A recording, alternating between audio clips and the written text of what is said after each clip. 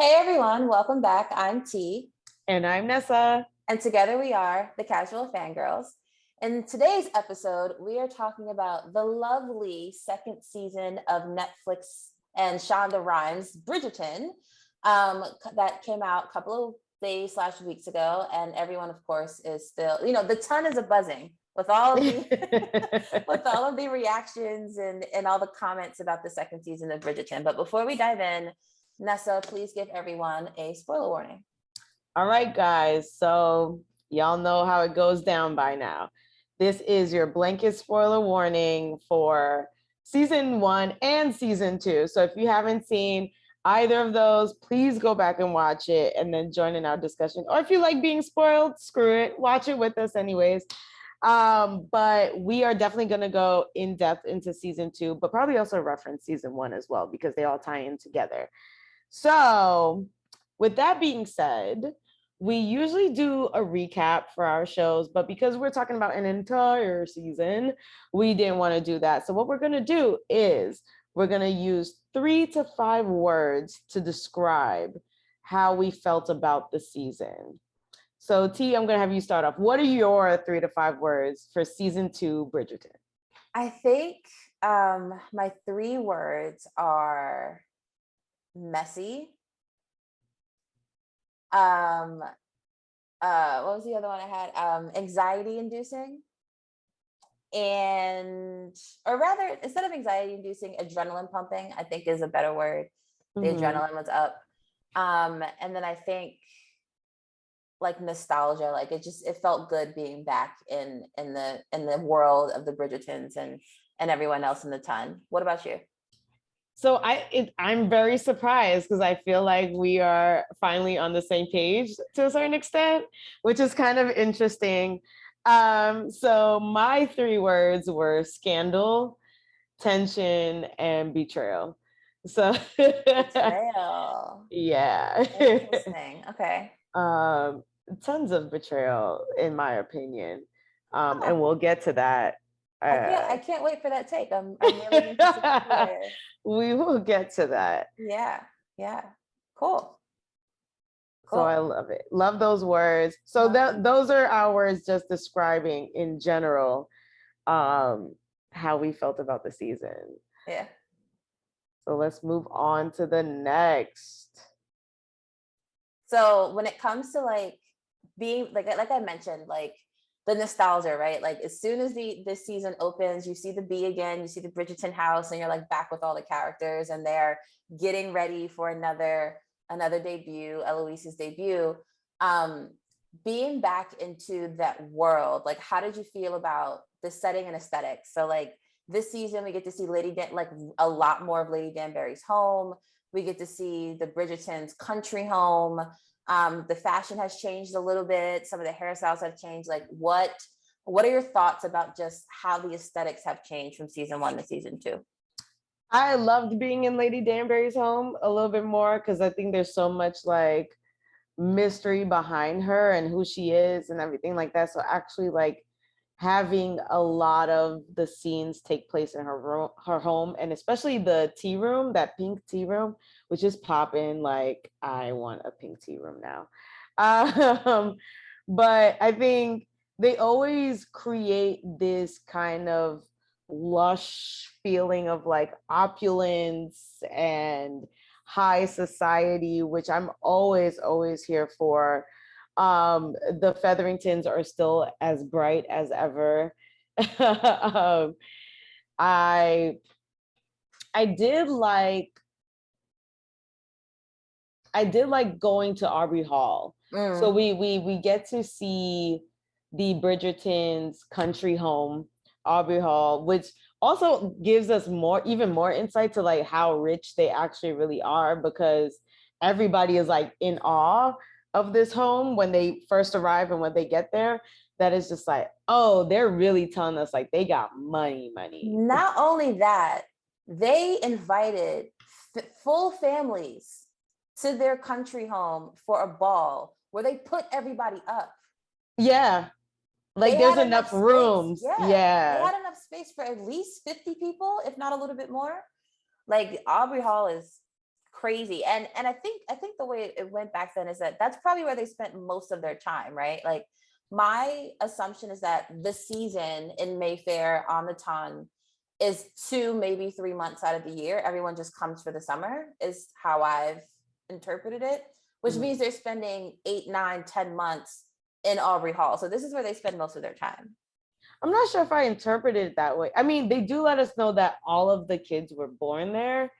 And maybe, I feel like maybe that might have been true at some point, but then after Lord Bridgerton's death, because they make it seem like they haven't quite been there as often, or haven't been there in a while, or don't go there as much as they used to. So I feel like I don't know if they've been there as often since Lord Bridgerton's death, but they definitely let us know that this home has been in the family forever. Oh, and yeah, like of course. all the kids were born there and everything. So of I'm not course. sure. And then, but so I guess like maybe the Bridgertons didn't spend a lot of time there, but I think the custom is that you spend most of your time in your country home. And the reason why I said that is because the Queen said, well, Lady Whistledown has disappeared because we all went away. Like Right. people are only like all congregated there usually for the summer months only, is the vibe that I get. Yeah. I mean, I don't know how they split the time, but it does make sense. Like, obviously they are splitting time, but I just don't know what the ratio is or how it works. Yeah. Because then it's also like, why wouldn't you want to be in the city? There's a lot of business that goes on in there. But I don't know. Maybe. Anyways. But anywho, how did you feel about all the set pieces? So I really enjoy being in Danbury's space, like you said. If I'm being honest, I didn't pay too much attention to like all the details and everything like that, but just give me more Lady Danbury. Like give me as much as you can. Just straight up period. And we'll talk a little bit about her backstory, but this season we finally understand like why she's by herself. We get a better, she's a widow. Like she had a husband, she's a widow, which wasn't clear in the last season. We get a better understanding of how much money she has. There's one scene in the show where they're all at this art gallery and someone was trying to throw her shade and she's like, excuse me, my name is on that hall. Like, don't get it twisted. Okay. You better recognize like how much money is flowing through my veins. Like stop it.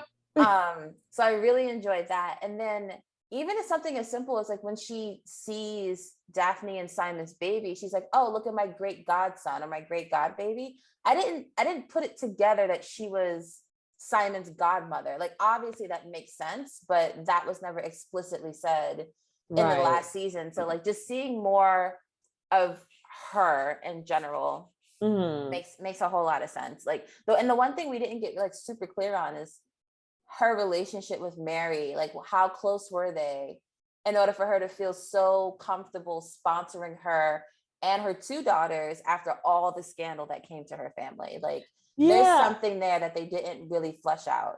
I wish they would have gone deeper into that, because like why them, why Mary, why her, like, and I guess in a sense like you can see that Danbury is kind of like a collector of like bastards and broken things. Like everybody's auntie. Right. And what's the Game of Thrones called? Dang. It's Cripples, Bastards, and Broken Things. Like she's kind of like the collector of like the downtrodden, because it's like Simon was cast aside and she took him in and whatever. Mary was cast aside and it's like, you know what, I'll take you and your girls in. So it's kind of, it really is that fairy godmotherly role that she takes on and that she plays. And I love that for her. And I love that it's a Black woman who does. Yes. But to your point about just the aesthetic, like just give me more of her. So I loved all of that. Aubrey Hall was dope. Again, what makes Aubrey Hall and these places so important for us to see is the stories. And I'm sure we'll talk about it when we talk about Anthony, but seeing Anthony, what was the father's name? Lord Edmund. Edmund. Seeing Edmund's death happen at Aubrey Hall, seeing Hyacinth's birth at Aubrey Hall, like seeing some of those dynamics like in that setting, and then fast forwarding to today, like like you said, there's a lot of wealth there, but also the stories that the place can tell, I think, ties so much into the feeling, how we react to the actual place. Right, definitely. Yeah. Let's get into styles, the fashions, the looks The looks, of the the looks, the season, looks. the looks. Can we start with Daphne's bang and how glad I am that she grew it out? So we'll combine hair and look and fashion. We'll do it all. Yes, honestly. And but like in overall in general, I feel like they were trying to give her a more mature look, is what they were trying Fair. to do. So like letting the bangs grow out, the hair being back and pulled up a lot of the times. I think that's what they like. This is now a mother. Like, you know, she is a duchess and a mom. And so they had to like switch it up a bit, where I feel like the bangs were more like a signal of like youth and like I'm available. Ridiculousness. It was ridiculous. It really was. It was not cute, but you know, I got past it after a while in season one. I was just like, okay, this is what we're going with, fine. But I'm definitely happy that they switched that up.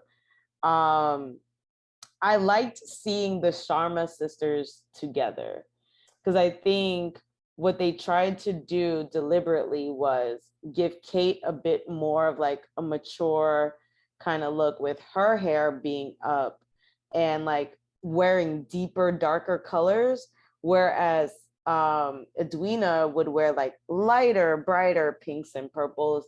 And like also her hair was like way more like wispy and like just youthful looking. And I was like, oh, okay, you're clearly trying to like I guess it was, we're pushing Kate forward, look at her with these bright colors and this beautiful, you know, curly hair or whatever. And it's like Kate's like in the background, like, I'm just the madam. Like, you know, like, don't focus on me, this is about her, we're trying to get her a match. And so I think they did a great job of doing that with the styles that they gave both characters. I would agree. Her styles definitely felt more, they felt closer to Lady Danbury. Like the one thing I really enjoyed was that they were wearing Lady Danbury's colors. Mm-hmm. Yeah. Which I really liked, the idea that like the whole idea of sponsorship, meaning that that person is claiming you as their family for that period of time, and as such you are going to wear the family colors, you're going to act in the way that the family acts and everything, which I thought was really, really, really dope. But but I mean, even in like a second tier of that was, we talked about in our last episode talking about the first season of Bridgerton, the Bridgerton's colors were like blue, and then Simon / Lady Danbury was more red. And then afterwards, everybody started wearing more purples. Like the fact that Lady Danbury is still wearing purples, I thought was really, really, really cool. And again, I know we're mentioning it now, and maybe we should mention it later, but that just signals like I want more Lady Danbury backstory about her girlfriends. Like in my head now, I'm starting to think that Lady Danbury, Mary, and Lady Bridgerton, Violet Bridgerton, like I think they used to run in circles together with the Queen. Like I really do think that the four of them used to run in circles in some way, shape, or form for their, just something about their dynamic just feels like, oh no, y'all know stories about each other from back in the day. Y'all been cool. They from the same sorority. Right. They pledged together. Like they from the same block. You know? Like right. I almost wonder if when we get the backstory, if we'll see that they all debuted at the same time. Nah, impossible. Because Lady Danbury is definitely older than like Mary, for sure. She might be close in age to Violet, but I still think she's older than both of them. Maybe. Because Lady Featherington, I believe it was like, oh, Mary was the diamond of our season. And she was married for 23 years. Yeah. So I feel like Mary, Lady Featherington, and Violet Bridgerton are like same age. Violet's older because Anthony's older than 23. Oh, okay. By a bit. He's probably pushing 30. Yeah. So then, okay, yeah. maybe you're right. There's more of a staggered thing there, but there's something there. Yeah. And I mean, seasons tend to overlap because like this is Prudence's second season. So, you know, being Of out in course. society. So, and Penelope too. So, I Mhm. mean, you know, they definitely could overlap and stuff like that. So it's possible. But Mhm. yeah, I think and that's not to say that they weren't still running in the same circles and like, you know, Mhm. getting stuff popping together. Mhm. But for Mhm. sure. How'd you feel about the men's style of the season? Or did I you don't. even really notice? I didn't really notice. I didn't really notice any big changes. I hated Will's hat. That's kind of the, as far as it The went. only thing. Like, if I'm gonna be honest, I only paid attention to like aesthetically to the black characters, and so Mm, like I wasn't really paying attention to all the other black and brown characters. It's like who I was paying attention to aesthetically. yeah. I hated Will's hat. I hated it. It was too big. It was too much. It's out of control. It was just out of control. And yeah, I think Anthony. Okay, so one thing, Anthony's this season he has no facial hair when he did last season, right? There's something different about Anthony's No. It face. was his hair, like the hairstyle. Okay, Because that was the first thing I noticed in the trailers. I was like, oh, they switched up his hairstyle, and I'm okay, feeling it. okay. Is Like I that was what it definitely, was? Got it. yeah, I think that's what it was. Okay. Colin got a little bit of peach fuzz when he came back from his travel. I was just like, oh, okay, you're distinguished now. You're a man, sure. You're a well-traveled man. I get it. Yeah. I just felt like the only thing I really took note of with Anthony's style was it felt more what's the word? It felt more pulled together. Mm. It felt like, okay, now I know I'm looking for a wife. I gotta like step up my wardrobe game a little bit. So I felt like he looked a little, the drip was a little fresher this season. I felt like than it was like in previous seasons. And then Benedict was just doing whatever. Out here being a crackhead. We'll get to that in a second. Um, But yeah, that yeah, was the only thing I really noticed. I think I would agree that Anthony did feel more tailored and more put together this season. Yeah, again, I don't think the fashion technically changed like in their world from season one to season two, but I do think that there was something more crisp about him. Yeah, that's how I felt. Yeah, it was just like you just look extra sharp this season. So, and maybe that's also because they, you know, we're just like, oh, we're focusing on him. Like, we got to make sure he looked good But also, on I mean, camera. but also like last season, he was running around like with his demons of like wanting to be with Sienna and like his responsibility. So like he was more frazzled. And so maybe that's also like what we're picking up on. Is like his energy is completely different. True, he's more focused this Mm-hmm. time around. That is true. Yeah, because he's more focused on his duties to his family and pushing the Bridgerton line forward and all that stuff. So that makes sense. That makes sense. I kind of want to round this out. Well, a couple of things. Eloise's style, because Mm. I feel like her style, especially in season one, it was so different from. It was a bit different from like all the other ladies and stuff because like it felt like it had a bit more of like a masculine twist, Mm-hmm. which I've noticed also with Kate and also with like Lady Danbury. So it's always those women who are like going against the grain that have a little bit more of a masculine twist.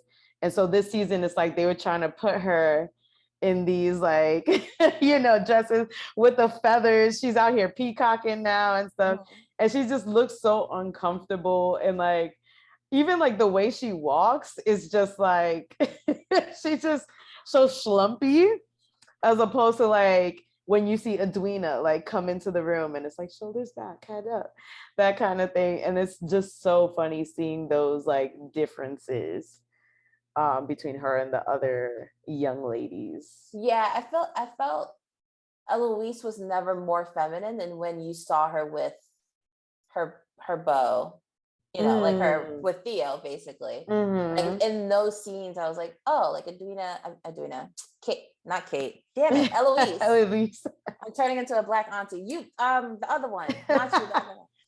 so Um, many of y'all. so many. When Eloise was with Theo is when she felt the most feminine to me, and Yes. even I felt like even the way she like what she had on felt slightly more feminine as well. Mm-hmm. Definitely a softer side of her for Mm-hmm, sure. mm-hmm, mm-hmm. And the queen's wigs. I live. I I like live, I die, that. I breathe. She is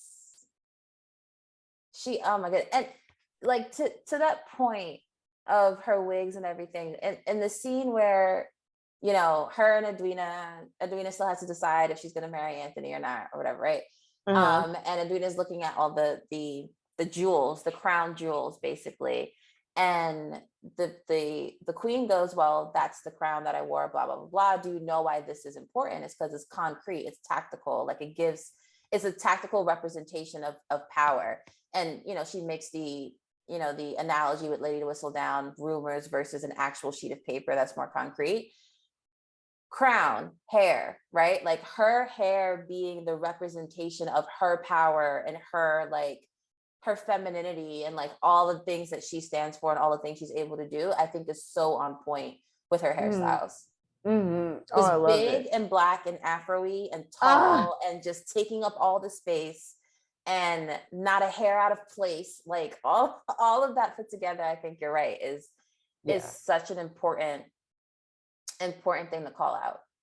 And I love the textured ones, obviously, the most. Cause it was just like, because it's like, could you imagine like in the 1800s, the queen of England just out here like full black and beautiful afro, like just popping.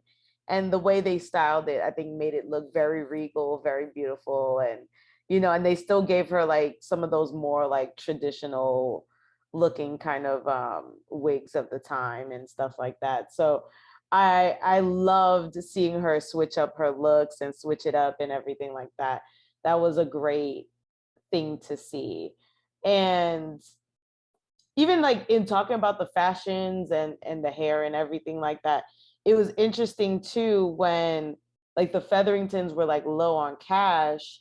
And I forget which of the girls said it, but they were just like, oh, do we have to like wear what we wore last season? Mm-hmm. And it was just like how even that is such a symbol of like how much money you have, right? Or your wealth. Like, can you keep going to the modiste and like getting new outfits for every season that comes along? Or are you sitting here like recycling these dresses, these elaborate dresses? That's a great point, because I definitely had the thought with the modiste, like, how are you making every single woman a new dress for every ball? So wow, and it's not pre-made stuff. No. Like she is customizing these things. Like they're picking out the fabrics, the cuts, everything, and she's like tailoring it to every girl, every woman. And I'm just like, dang girl, you busy. Like you must be making money out here. Mm-hmm, mm-hmm. I hear you. I see it. Back in the time before there was there a sewing machine at this time? I don't know. Ooh. You doing all this by hand? You got people helping Ooh. you? Like, what is happening? Right. Good point. I don't remember seeing a sewing machine. Me neither. That's a good point. Interesting. But yeah, so that those were the settings, the aesthetics. Now that we're back in this world, you know, we had to refamiliarize ourselves with everything going on. And I guess we might as well jump into the storylines, you know, and get into all the dramas, the mess, everything that was going on. And trust us, y'all, it was quite a bit going on, for sure, for sure. Yeah. So let's start with our main storyline, right? Edwina, Kate, and Anthony. Anthony. And I love the note that you made in our notes, which was, Lord help the sister who comes between me and my man. Listen, like it's a trope we've seen a couple of times, like the sisterly or brotherly bond, what can break them, what can split them up, what's going to, you know, highlight where the gaps in the relationship is. So I usually have a problem with putting a man between two sisters, but I mean, it just worked for this season, obviously. It worked for it drove the whole season and everything around it. All the adrenaline and tension, right, came Yeah. from this plot line. Yeah. So as we come back to this world, the Sharma sisters are new to London and fresh meat for the courting season. With encouragement from Lady Danbury, the queen makes Edwina the diamond of the season. Anthony Bridgerton, giving up on love and only interested in marrying for practical reasons, decides to pursue Edwina. But standing in his way is the sister, as she's referred to plenty of times, Kate. Kate has raised her sister to not only attract a proper suitor, but unbeknownst to her mother and sister, a proper English suitor from a noble family. And we're going to get into all the dirt and mess, beneath all of that. So such a union would cause their maternal grandparents to share the family fortune, which they have been denied access to due to their mother's married decision to marry beneath her social standing.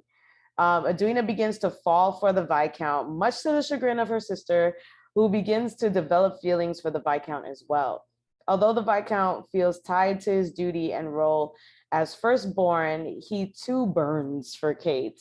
Through a series of twists and turns, choices must be made. Edwina chooses herself, and the Viscount and Kate choose each other.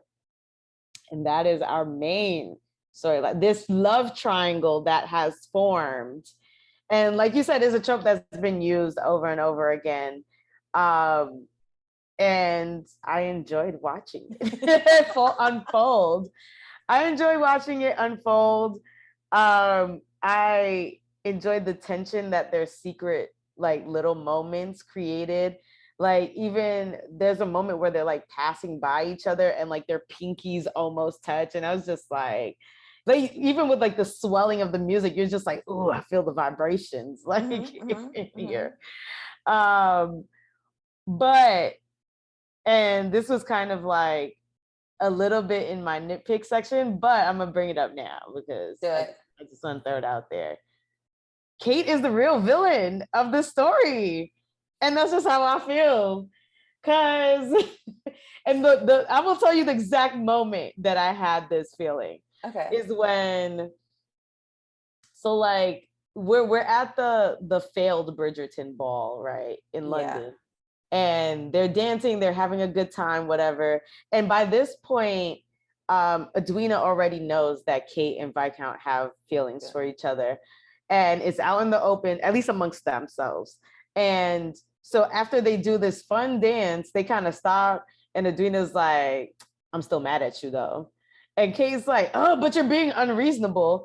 And literally right after that, she runs out and the Viscount comes after her. And then they end up like in this embrace, right? And I was just like, your sister just told you how upset she still is with you because she was like in love with this man, or at least was willing to marry this man, if not in love, was willing to marry this man. And here you are letting this man go down on you. I was just like, you're a villain, ma'am. But she loves him.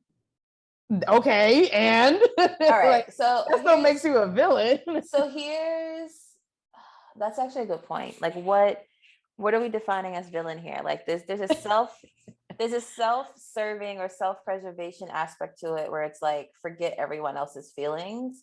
You're just going to do what makes the most sense for you. Like, I'm trying to think back to Encanto and us saying that the grandmother was Abuela was the villain, because she wasn't paying attention to anything going on around. Like, she wasn't even trying to consider everyone else's feelings. It was just like what she wanted for the family, and that was it. Yeah. In this case, I feel like Kate is trying to balance it, but her love for Anthony is just like uncontrollable. Like, I get the feeling that, like, if Kate had it up to her, she would legit be like, I would choose to not be in love with Anthony. She should just like help her sister.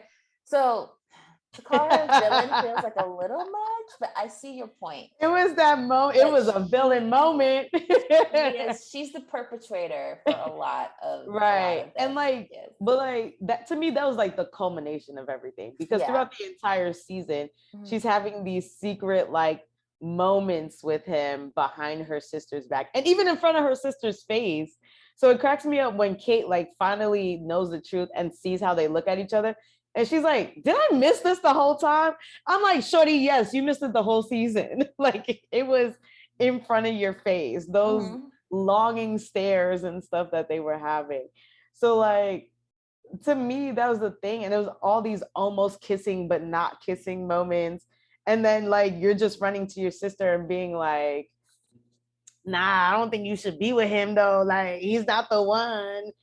You know, like. But I mean, she, in all fairness, she was saying, I mean, she had two reasons to say that, right? One, because she wanted him, but also because she knew that he wasn't in love with her because he was in love with her. Right. But also, but see, here's the thing. Like, I don't even think it was that she didn't want Edwina to marry the Viscount because he was in love with Kate. It was just she was so stuck on this, like, oh, I want my sister to have this love match. And because she thought that's what Edwina wanted. Her sister and deserved. But like, even Lady Danbury was like, girl, that's not what marriage is all about. Like, if your sister can come up on the come up, why would you stop it? Like, why would you stand in the way?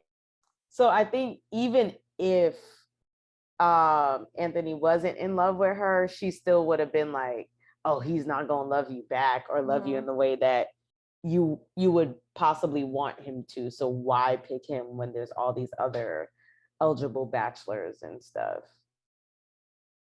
How did you feel about the love triangle? I felt that I don't disagree with everything you said.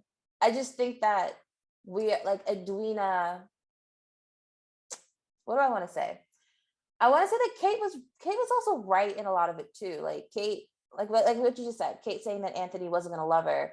Edwina flat out was just like, Anthony, do you love me? And he was like, I understand you, which is him saying, no, I don't love you, right? Okay. But also, to that point, right?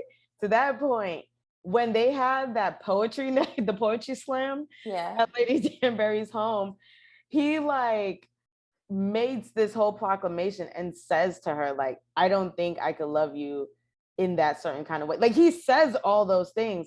And then Kate is like, he said it out loud, like, he's not gonna love you in like this romantic way. And Edwina was like, and I'm fine with that. Yeah, except when we got to the wedding, she changed her mind. Because like, so that bothered me, because I was like, you were fine with this. So now what's the problem that he's not in love with you?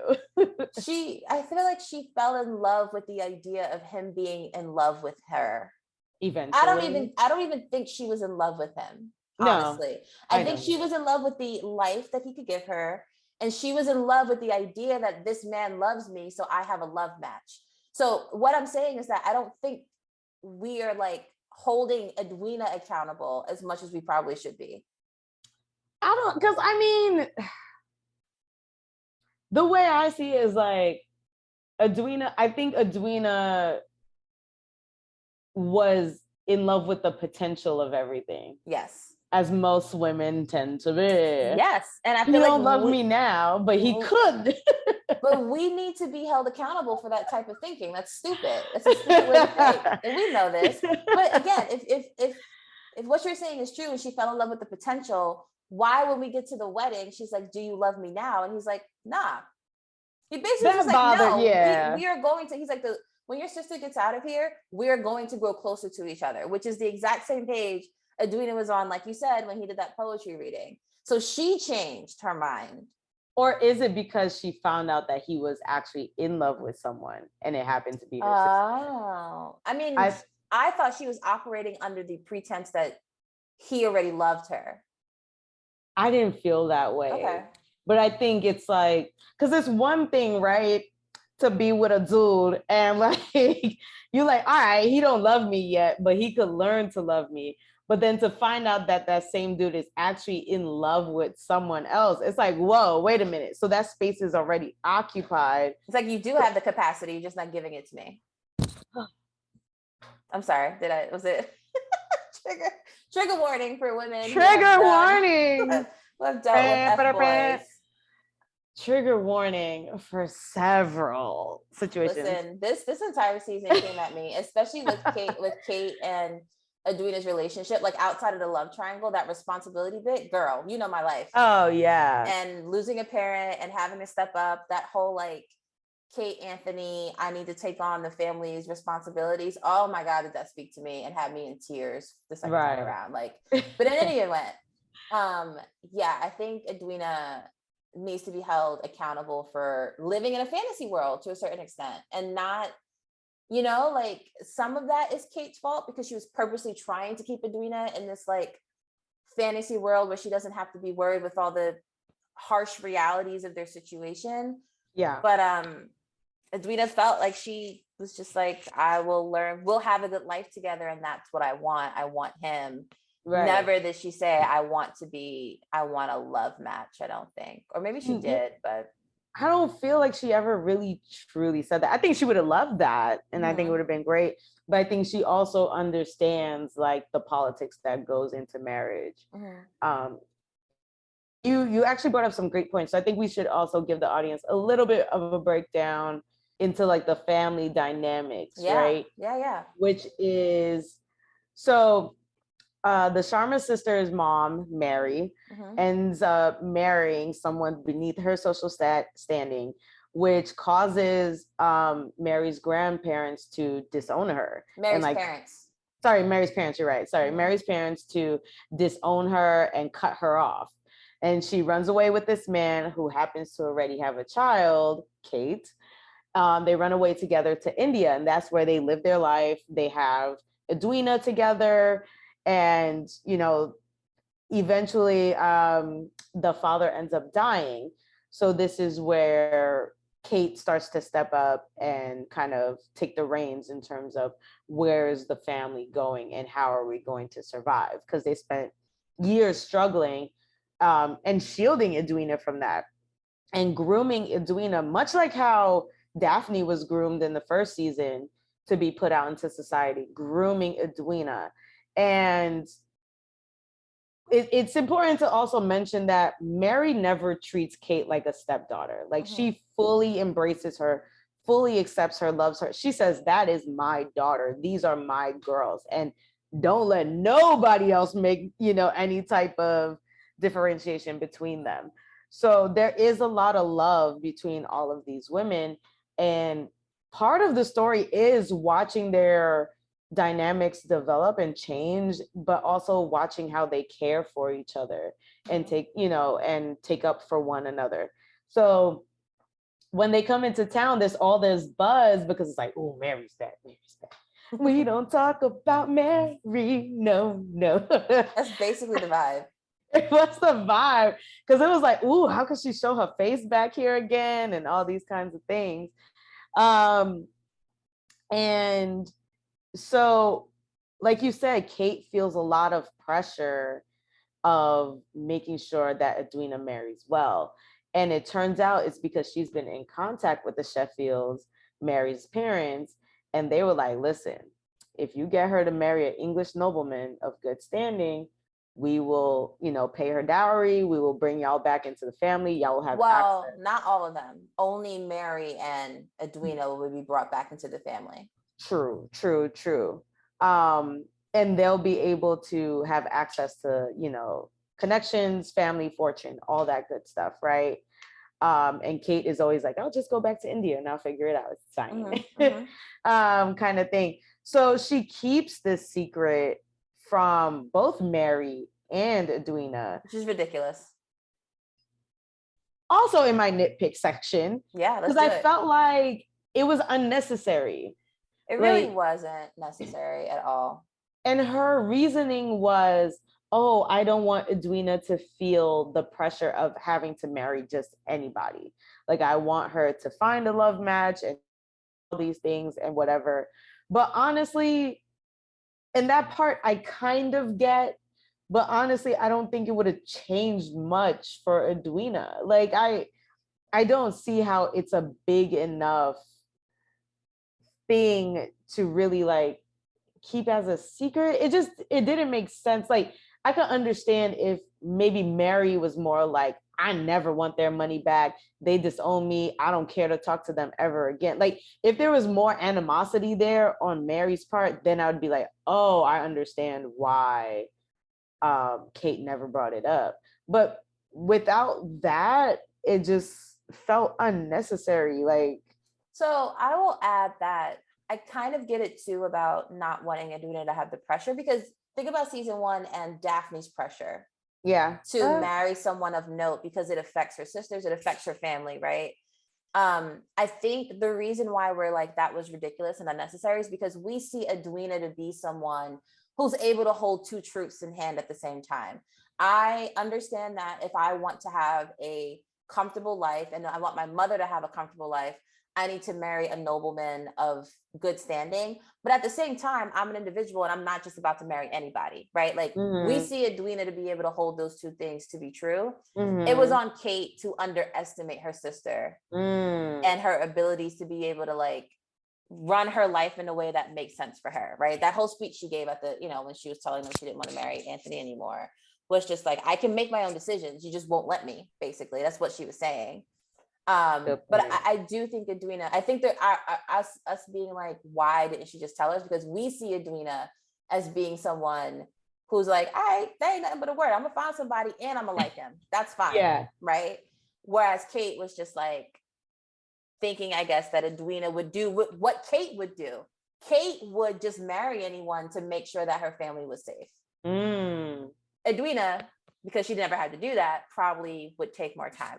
The dynamics between Kate and Edwina and me and my sister are like triggering, I swear. So triggering. But that's a good point. Yeah, we view Edwina as being more capable than Kate kind of does. But I agree with you. She should have at least told Mary. I think at the minimum, yeah, she should have told Mary. At least, like, and that made more sense to me. But I love how like Lady Danbury quickly uncovered it and was just like, "So you gonna tell me the truth or nah?" Right. About two things. Yeah. Like, you gonna tell me about the Sheffield? You gonna tell me about how you feeling about Anthony? Like, what you're not about to do is be up in my house and don't think that I don't understand everything that's happening. Oh, yes, okay. Yes. Even like when she goes on her early morning horse rides, right? She's like, you don't think I know what goes on under my roof? Like, yeah. Who do you think I am? And get that dog off my couch. Like, this is not, I don't know where you think this is. Get that dog off my couch. So this is a Black household. Get him off the couch. Okay. Basically. That's hilarious. But yeah, any other notes you kind of want to make about Anthony, Kate, and Edwina? So yeah, there's one huge note I want to make, and that's just like, this is giving me strong Pride and Prejudice vibes, that like these two people are so stubborn, so stuck in their ways, so prideful, and have so much prejudice based off of one or two interactions that it's almost, I don't want to say verbatim, but it's so much like Pride and Prejudice. And even with Pride and Prejudice, and this is just like a tea thing, right? In the first season with Daphne and Simon, you saw them develop a friendship. You can completely understand how they fell in love with each other. They had things in common. They made each other laugh. They got along really, really well. You can understand that. This Pride and Prejudice love never made sense to me, if that makes sense. Where you hate each other so much that you're actually in love.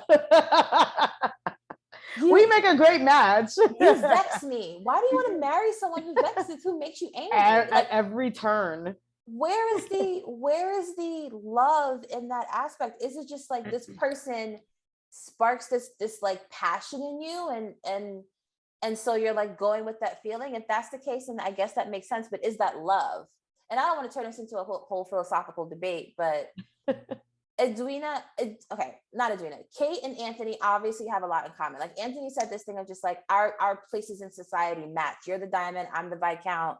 We should do this because our places match. Kate and Anthony had way more in common, as we see. Their role in the family, sharing the passing of a parent, the way they handle things, like all of that made them very similar. Yeah. But I guess as an audience viewing it, I didn't see any like positive interactions that would make sense, that lead up to being in love, besides like not being able to control the sexual tension between them. And so that is a huge gap for me this season. It's like, are they actually in love, or do they just want to fuck really, really badly because there's a lot of like tension, like actual personality tension and stubbornness, and you vex me and you're the bane of my existence and the object of all my desires. And it's because you've never met someone like that before. Yeah. But does that mean that person is compatible with you? I don't think that those two are synonymous. That's a great point, because it's like, you can have somebody who's like your match, but like there's still got to be some of that love and tenderness there. And I think the way they tried to sneak it in was when she gets the bee sting, right? So for those who have watched the season, y'all know that Anthony's father dies from an allergic reaction to a bee sting. So while he and Kate are out in the garden, she gets stung by a bee, and all of a sudden it's like all those emotions come rushing back of like, oh my gosh, I could lose her. And if I lose her, this would be like the most awful thing, right?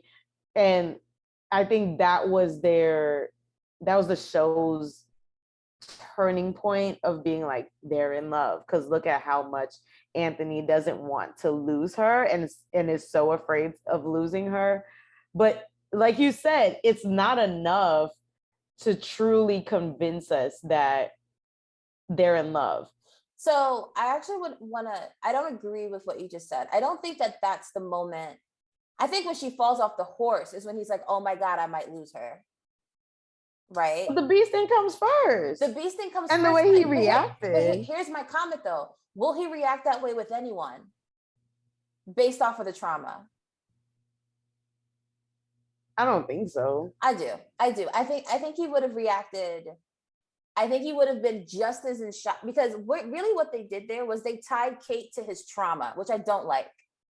They tied Kate to his it's like they triggered his trauma response to get him to like fall in love with this toxic like and now I might be overdoing it, but it's like someone, you latch on to the person that's there when you're feeling a very intense emotion, but that intense emotion was triggered, like it triggered a not a great memory. I don't know, there's something about that dynamic, that scene, where it's like, yes, Anthony obviously is afraid that she's about to go the same fate as his father, but I would argue that he would react the same way if anyone around him got stung by a bee. He'd be like, oh shit, are they about to die? I mean, it's possible, but the show intentionally makes it her. And I don't like it. To prove that point. Yeah. And no, I'm totally with you. Like I dating tales from V. Yeah. So I had a conversation recently with a dude who was like, oh, you found me in this vulnerable place, and like you could have just like leveraged what you wanted and gotten a relationship out of it, kind of thing. And I was just like, but why would I want that? Like, I don't want to like prey on someone when they're at like their most vulnerable or like super triggered, right?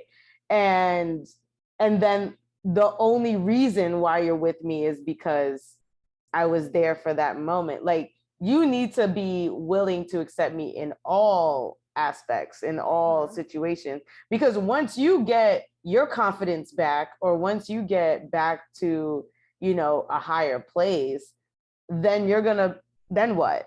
Are you gonna be like, she was good for the time I was down, but now I'm back up and the hoes want me, so and it's summertime, so I'm about to be out here. Like, no, I'm not about to fall for that. Right. You know what I mean? So right. And I think that's a similar thing that the show does, where it's like, he's like, I hate you, I hate you, I hate you. Oh my gosh, you could have died in the way my dad died. I love you. And really the hate is not even real hate. It's like, I hate that I like you. That's what they're saying to each other. Yeah. But I don't understand why they like each other. Besides that, they are both, I don't, and maybe I'm not supposed to understand. Maybe that's just like how these. That's part of it. That's just part of it. That's just part of how love works. I don't know that I have experienced growing up, like a dude annoying me or being whatever, and me being like, man, I hate that I kind of like this guy, even though he's like really annoying or whatever it is. Like, I understand that, but I also understand that that is not the basis of which true love. The fallen, like I don't know that that's the basis of true love. So and I'll just say that. And marriage, right? I don't know. I mean, by the time we get to the last season and they're married, right? I believe that they went through the whole like building a friendship process and all that by that point in time. But again, the Pride and Prejudice thing, we needed to see more. We needed to see. You guys are alike in that you're both proud and stubborn and prejudiced, and you handle things the same way. But do y'all actually like each other? Or do you just like that you are the same? I don't know. because like even when they were playing that Pall Mall game, right?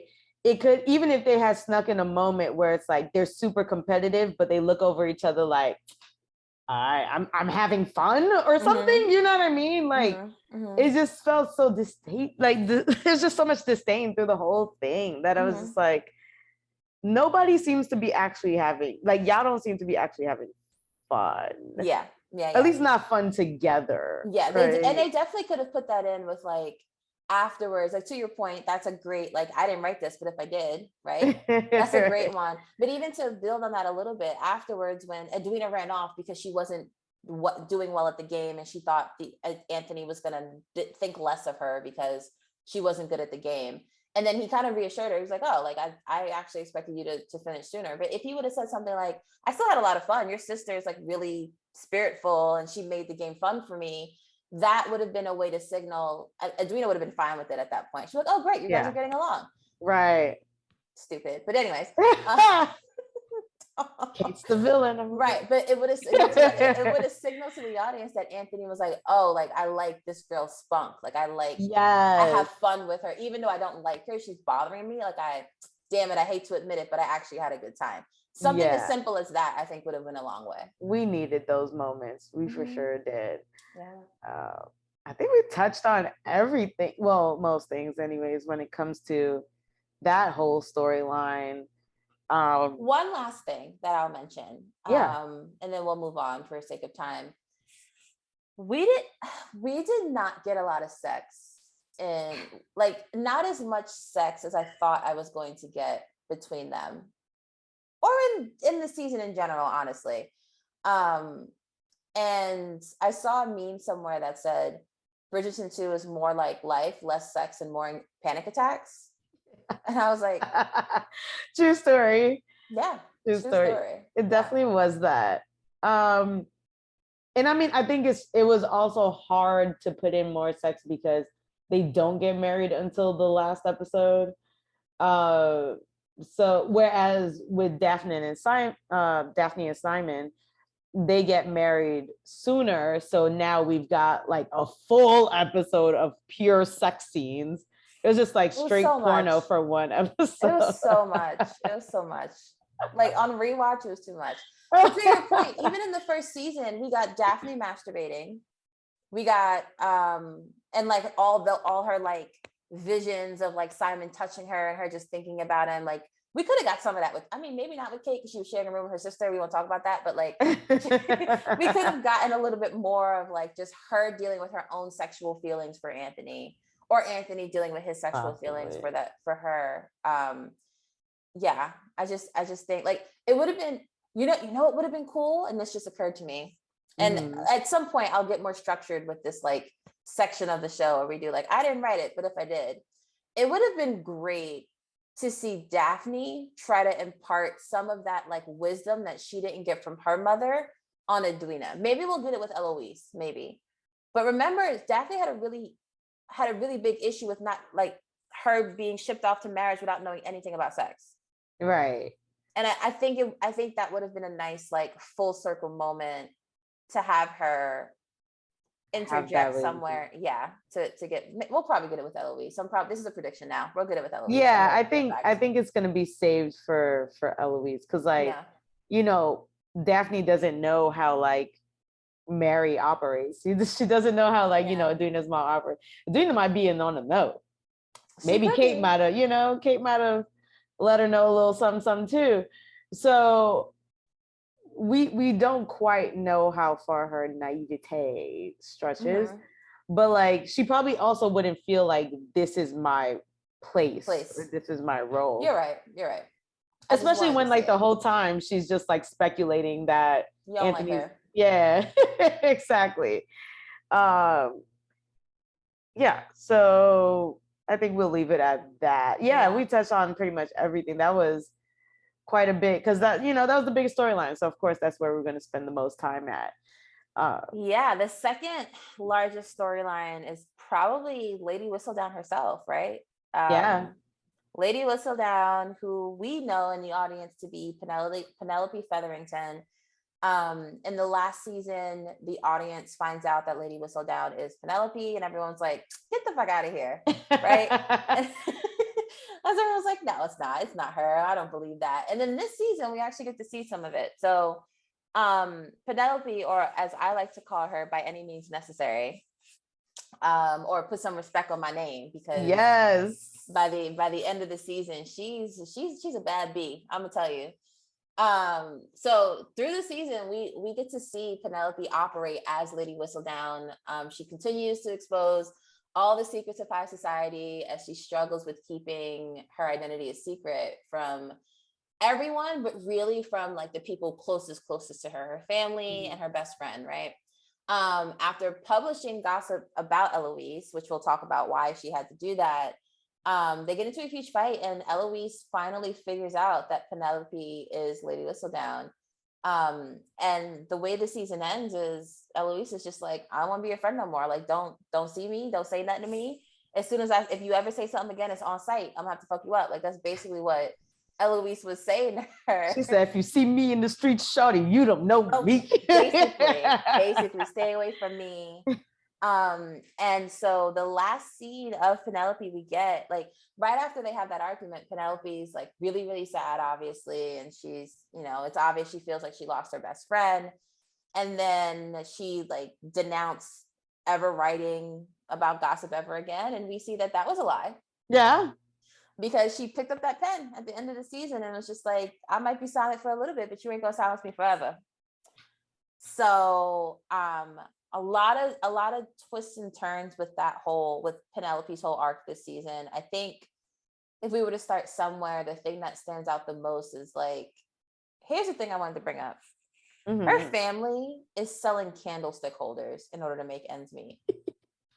Right? All the silverware, everything. This is giving me strong Tony Stark never giving them money to the Avengers vibes, right? Like, Penelope, you have money. You're just gonna sit here and let your family. She's like, Harry Potter.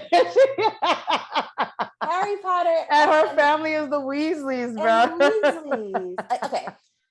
In Penelope's defense, like she would have to explain how she got all the money. Yeah. And there's no way she can explain it. So you have to hide it. Fine. But at the same time, it's just wild to see that she had like, and then I meant to do this before we started recording. I actually wanted to look up how much money she was making.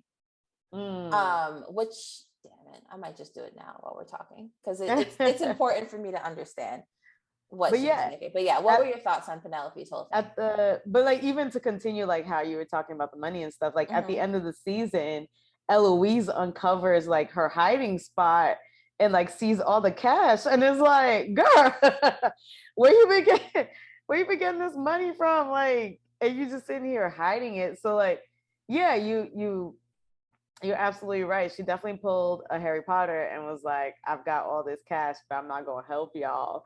And it's kind of interesting to think like how far she would have carried that ruse. Like what if they did get kicked out and did end up on the streets and end up destitute and everything like that? Like, would she still have hid the money, or would she have found a way to like cipher the money in some kind of way?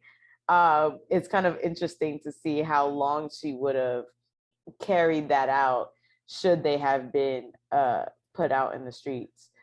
But yes, go ahead. I have a number. I do. So I believe when we see her go to the printing person and she's like, oh, 11 shillings, it's last minute, so we'll just say 10 shillings, right? And then you do with the rest you will. So she's getting 10 shillings for each episode or each edition of Lady Whistledown. Someone said that she was posting at least twice a week, sometimes 3 times a week, right? 10 shillings in 1814, which is this year that takes place, is 100 pounds, right? 100 pounds back then in 1814 is now 10,000 pounds. 8,400 pounds. 8,400 pounds in US dollars right now is closer to like $11,000. Oh, closer to $11,000 in today's money per edition. She was doing this twice a week. She was making, let's say, Damn. 10,000 a pop. Let's say she was making $20,000 a week for, let's say, 2 months. $160,000 a summer is how much she was making. Damn. This is why I wanted to do the calculation, because I knew it was going to be, I knew it was going to be money. She was sitting on money. No way she was spending all that money. And then she had money from the last season too. Right. Oh man. So she at here. least 220 over the 2 seasons, I would say. Oof. She made, and she just sitting on it. While her sisters are like, oh my God, I don't want to wear another dress I wore last season. She's like, we have to change our own bedpans. She had a whole exit plan ready, stashed to go. Damn. Yep. And you know what? She is her mother's child. She is. Because what you're not about to do is leave me high and dry. She definitely is. Oh man, I love that for her though. I really do. I love that for her, because you know what it is too, is like, even Lady Featherington, I feel like, let's be clear, like none of the Featherington girls are like considered pretty in the show and stuff like that, but least of all Penelope, because of her weight. Even though she's got a cuter face than the other two, but whatever. Absolutely. Yeah. Right. So I can definitely understand how she's like, I need an exit strategy, you know, and her mom doesn't really do much to like push her forward in society and try to get her a match. She seems very focused on the 2 elder sisters. So I'm happy. I love it for her that she has this backup plan, that just in case, hey, you know, if I don't get a man, or if that man dies or whatever, right, I've got this cash saved up. That is wild. That's amazing. What I did enjoy too was actually seeing her like collect the gossip. Because I think we noticed in season 1 that she kind of is the fly on the wall, or the wallflower as they call her in the show.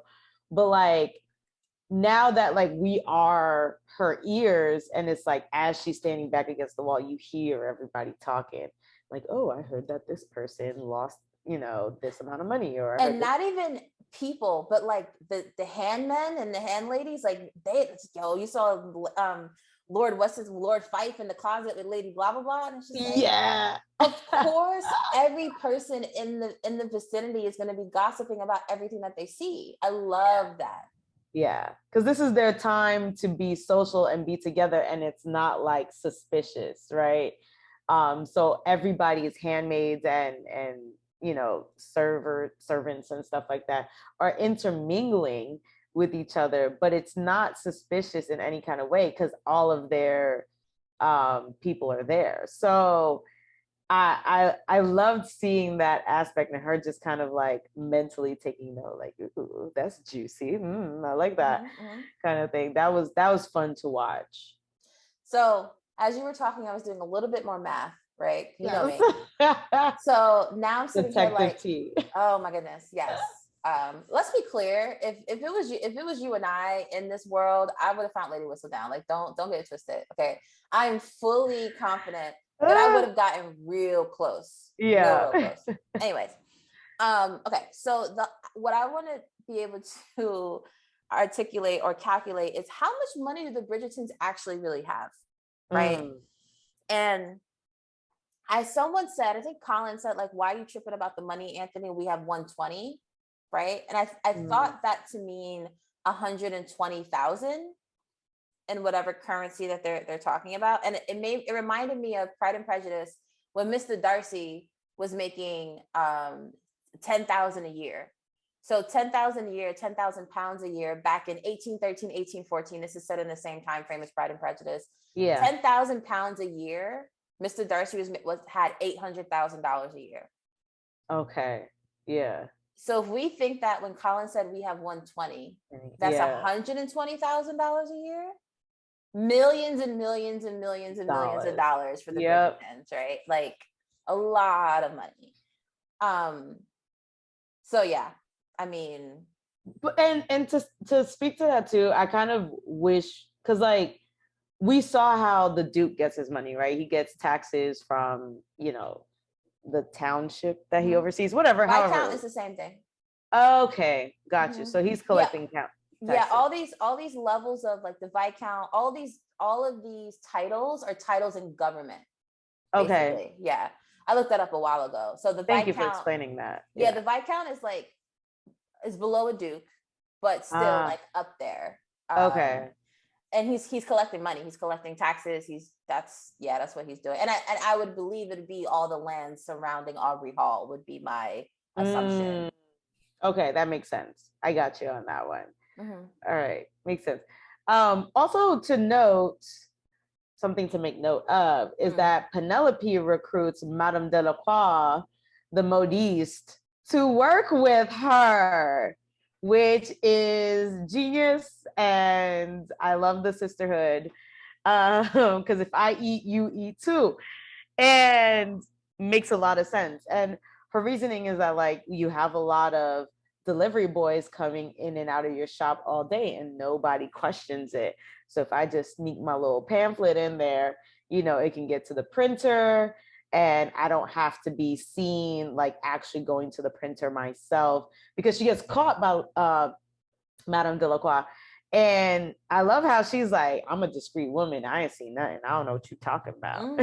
Right.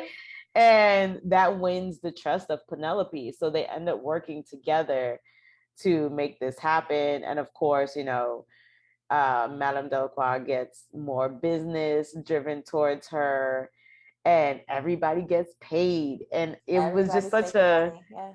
yeah, and it was just such a brilliant idea because Madame Delacroix has already kind of been ruled out as not being Lady Whistledown. So it's like, all right, now that you've been ruled out, why not come and work with me?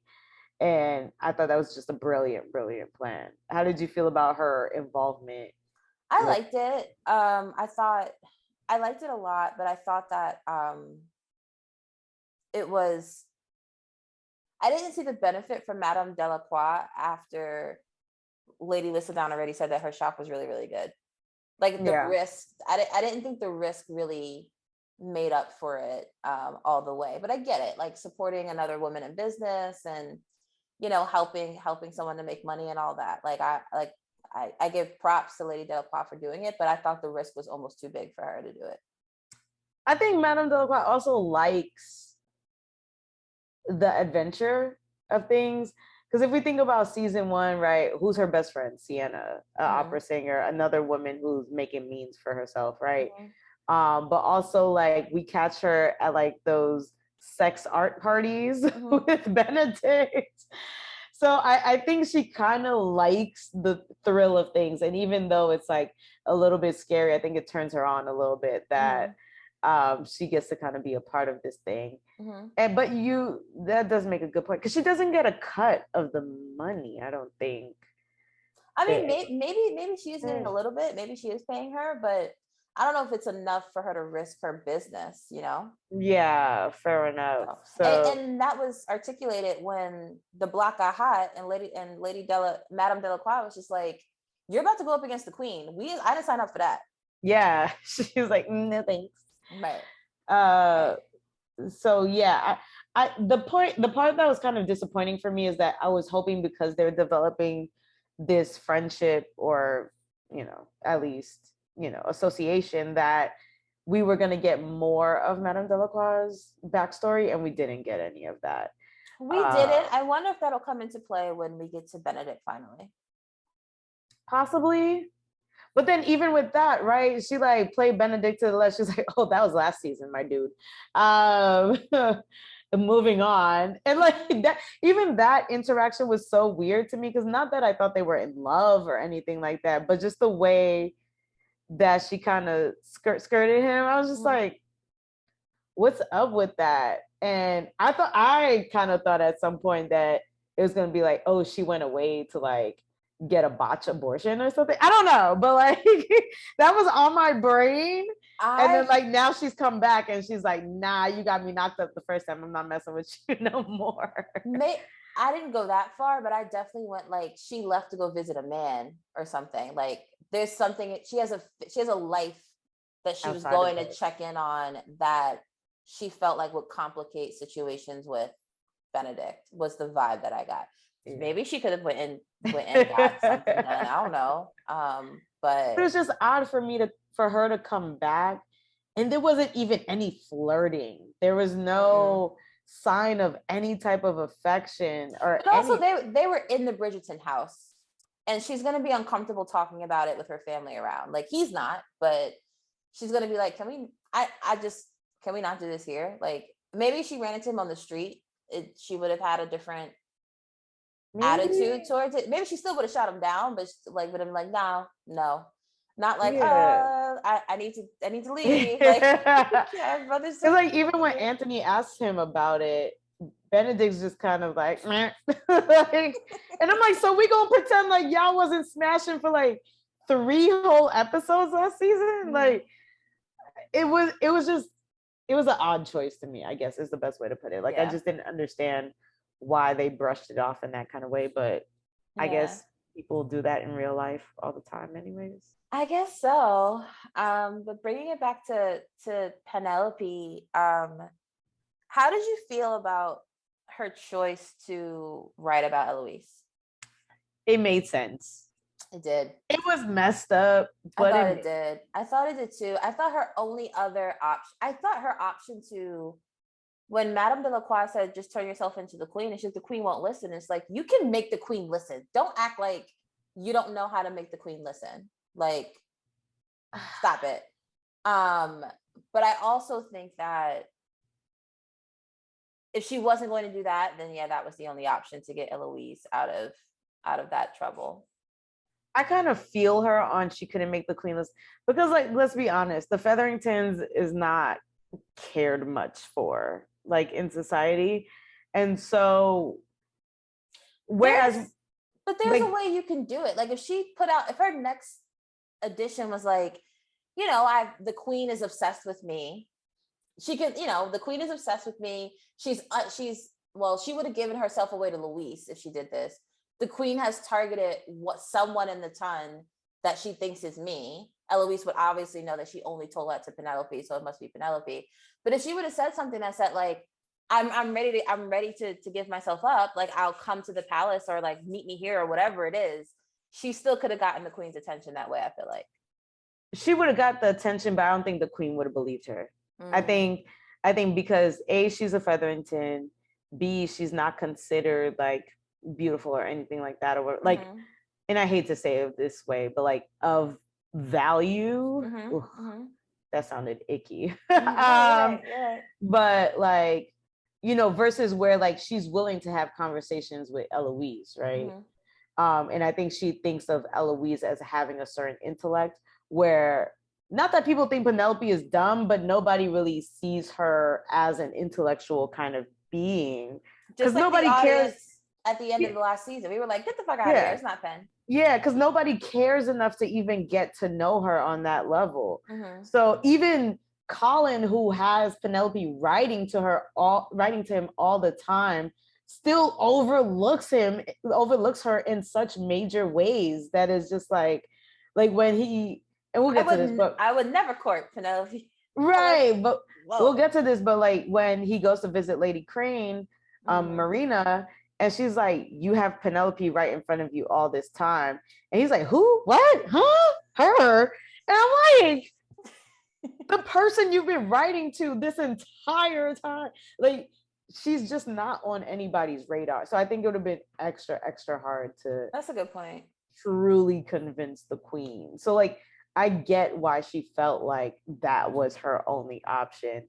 And I mean, it was messed up, but I felt like that was her only choice. And she really was going to give up the pen, man. She was going to put it down. But then her and Eloise have that fallout, which I will say both ladies had points. Oh, they did. It was a good argument. Ladies. It was a really good argument. It was a good, like, because sometimes I hate when they pit women against each other and it's just over like silliness, but these were some good arguments. Eloise was like, you threw your family under the bus, you threw your friends, everyone, like, how could you even do that and live that way? All because people won't pay attention to you. Right. And then, so when Eloise is getting ready to walk out, I'm just sitting there like, damn. But then Penelope turned around, honey. She was like, at least I did something. What did you do? And I was like, that's a point. Ooh, I was not expecting that fight in her. And I was like, that's her Lady Whistledown. That's her Sasha Fierce to her Beyonce. I was like, yo, she turned around and said, at least I did something. What took a whole lot of mess and you ain't done a damn thing. You want women's rights and all this. I ain't seen you do nothing yet. But here I am making a way and means for myself. I'm doing what you want to be doing. I was like, and you can't stand it, can you? Woo! And then what Eloise say after that? Don't you ever talk to me again? Because she was right. She was right. Points were made. Points were made on both ends, and I cannot wait to see what happens because Eloise knows that Penelope Featherington is Lady Whistledown. She has been directly affected by that. Her family has been directly affected by that. Her brother has been directly affected by that. Is she going to keep it a secret? Is like the biggest mystery for me right now. Like, is she going to at least tell?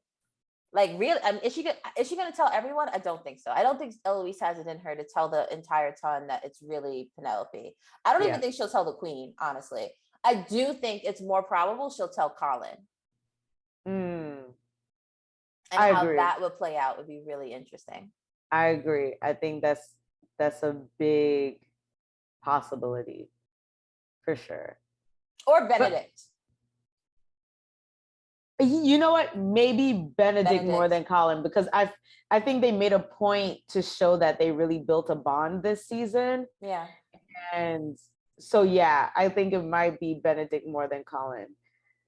And I'm curious to see if and how they'll repair their relationship going forward. I think that at some point Colin and Penelope are going to get together.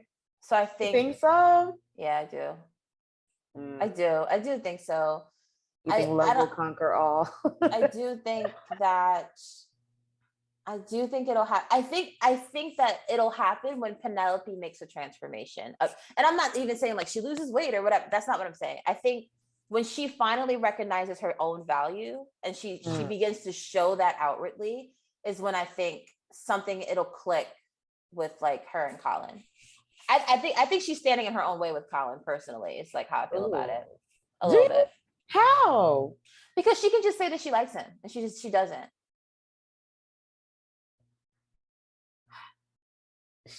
She could even tell her best friend, like, hey, I like your brother. That I kind of understand that like not doing because of who Eloise is. But I think that her sitting around, here's what it is. She's a pick-me. Like everybody else in this world right now. Like this is how dating works. You have to wait to be chosen or wait for someone to show interest and then you have some like say in the matter. But she's specifically waiting for Colin to see her worth. And there's something about that dynamic that I think is not healthy. And I think if she wanted him to see her worth, she has it in her capacity to at least make some, like you can't force someone to value you, right? Like that's not what I'm suggesting at all. But I do think that she's purposely playing a role now because we know she has the ability to be Lady Whistledown. She's choosing to remain Penelope in front of him when that's not even who she truly is. And there's something about that like meshing of those two identities that when she figures that out is when I think her relationship with Colin will be unlocked a little bit more. Is Penelope really her mask? She's truly Lady Whistledown. It's a Batman thing, yeah. It is a Batman thing. That's a good point because there were a couple of moments where like she almost kind of told him she felt away, but didn't. That's a good point because even looking at like Marina, she's the one who really puts herself in front of Colin, right? And is like, I'm here. And Penelope is definitely the opposite of that. So, okay. Fair point. Any last notes about Penelope or anything surrounding Lady Whistledown? I'm just ready to see how Eloise handles knowing next season. That's all. Oh yeah. Oh, right, also how Penn handles Colin's like abrupt, like, oh, Penn, I would never court Penn. Never. That was such Never. like a 90s rom-com It moment. really was. Yeah. Was like, It really was. And it's just but another instance of the Bridgertons just eating their, like, putting their foot in their mouth. Because Anthony did the same thing in the first episode yeah, when he was talking yeah, about, I will never marry for love and like all that stuff. yeah. So, When you get together with the boys and you start talking smack, then always. So we've broken down Penelope, Lady Whistledown. We might as well get into the rest of the Featheringtons, which, oh my gosh, was definitely a fave storyline for me. Just watching all of the mess unfold around everything. So basically, to recap kind of what happens with the Featherington is that we finally meet the new Lord Featherington, Jack.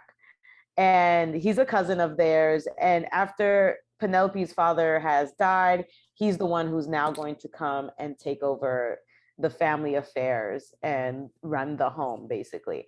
So Lady Featherington is concerned that with Jack coming around, that they might be thrown out into the street, especially if he marries. And if she doesn't get her girls married off or figure something out, then they might be out on the asses. So she concocts this plan to have Jack and Prudence found alone together, and like makes this whole like scene of like, oh my God, they were alone together. You're taking liberties with my daughter. You got to marry her. And I kind of love this because this is very like Targaryen-ish. Um, where it's like, oh, you're gonna marry your cousin, and it's just like, they're like, oh, my cousin. And it's like people do it all the time. It's royal, in fact. Like, this is this is what the upper crust does. So it's totally normal. It's fine. So Jack's arm has been twisted into this marriage with Prudence, but he soon reveals to Lady Featherington that, hey, yo, like I had my eyes on Cressida because guess what? I'm brokety broke. Right? I ain't got no monies. My ruby mines in America is failing. Like it's producing nothing. Like I'm not making any type of profit off of it. And I was hoping to live off of like Cressida's dowry and like just her family connections and everything like that. So together, Lady Featherington and Jack come up with this plan to scam all the noblemen of the ton, right? And they're just like, we're gonna get them to invest in these ruby mines and collect all their money. And Colin Bridgerton is the first one to kind of figure out, well, not the first one, but he's the one who confronts Jack about, I know what you're doing. I know what you've been up to. And before I reveal all of this, make it right. And so after discovering all of that, in the twists and turns and all that stuff, Lady Featherington comes up with a plan to scam the scammer. And at the end of the season, her and her daughters are on top. They've got money, and Jack is out of here. Hit the road, Jack. And he does come back. He can't come back. Can't come back. And so I love this storyline because I think from season 1, you can kind of tell that Lady Featherington kind of knows how to move. But this was her Cersei Lannister moment where it was protect my kids at all costs. And she pulled it off so flawlessly. Like, I didn't know she really had it in her like that. And I love seeing her be scrappy, and I love seeing her end up coming up on top. And it was just such it was filled with so many great moments, because there's even a moment where her and Jack apparently are into each other and considering being with one another and everything like that. She's orchestrating all these things and pulling so many strings, and I'm just like, I see where Penelope gets it from. Like, I get it. And it was a masterpiece to watch. So Portia the scammer, right? Yes. So Portia the scammer, I don't know that I can articulate it any better than you just did. Like, she is, it's probably the best twist of the season, that she was one step ahead of Jack all along, and that her like level, like we see the lengths she's willing to go. The one thing that kind of bothered me was when she was like, Lady Farley has excellent penmanship, and I forged a document to say that the estate is going to go to my first grandson. Why you tell him that? Yeah. Like, why would you tell him that? Like, why would you tell him that? Because she needed a villain monologue. That's a good point. That's a great point, actually. Yes, that is why she did it. But she thought it all through, and apparently they scammed the people enough that she set for a while. Like, she has dowries for her kids, and I'm assuming she used to have enough. She even has enough for her when she like marries off all her daughters. Mm-hmm. And I'm in awe. Like, yes, that's where Penelope gets it from. That's where she gets. It's oh, here's the thing I wanted to say. You can kind of tell that, the other thing is that you can tell that her master plan she thought of that night. And here's why. Because if she was already so content with her plan, like if she had that plan set up before that night, right? Then when she walked into Penelope, and with Penelope and Colin being by themselves, she would have went into, oh yeah, I gotta get married now. She didn't do that. She was so frazzled by Colin calling them out on the scam. It made me think that, like, it was because of that she came up with the, like, well, I'm about to ship you off. Let's go pack up all his things. I'm gonna take your money, write this will out, and we'll call it a day. Like, and so her doing all of that so quickly, I'm very, very impressed with.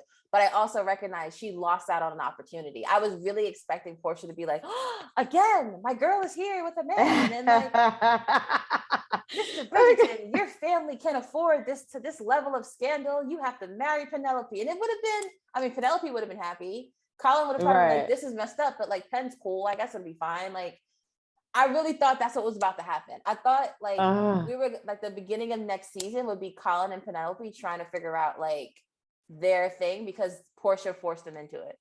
Yeah, I'm kind of with you. I was kind of expecting something like that too as well. But you're right, like it just wasn't on her mind or on her brain to even like put that together, or even think that it was like oddly suspicious. Well, when she walked in, she said, what is the meaning of this? Like, what is going on here? Right? Yeah. And so as soon as he was just like, well, these are fake, she's like, oh crap, gotta figure it out. Whoopsies. Yeah, and then even trying to like force them into a marriage, I think would have brought him too close into the fold of like potentially discovering stuff. So it was just that's a good point. Yeah. It was just like, oh, all right, I'm gonna let him go. We're gonna come up with this other plan. Because as far as Colin was concerned, it was only Jack's plan. So he didn't even know like Portia had a hand in any of this. So it was just easy for her to come out, you know, looking clean in all of this. Like, he scammed us too, you know, kind of thing. Which is great. Yeah. It was just so great. It's a good time. It was. I loved it. Every minute of it.